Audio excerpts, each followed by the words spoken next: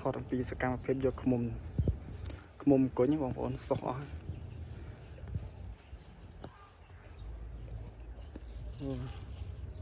សុះអស់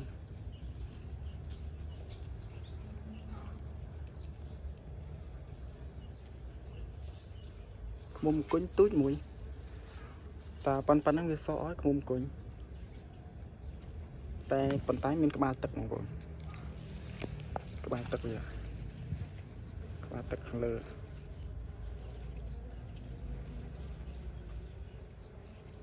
មានអង្ផ្កាមានអីចឹងឥ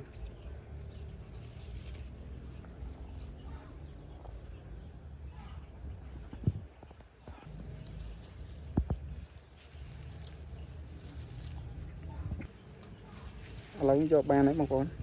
មិនអ្នកចាំយកឃ្មុំមកថតទៀត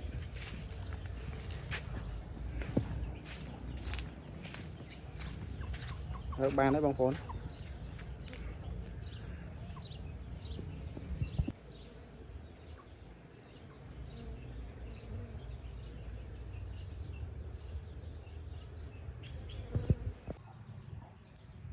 ជម្រាបសួរពុកម៉ែបងប្អូនទាំងអស់គ្នាថតអំពីសកម្មភាពយកឃ្មុំទាំងអស់គ្នា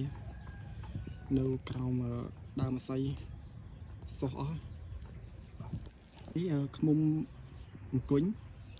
សុះហើយ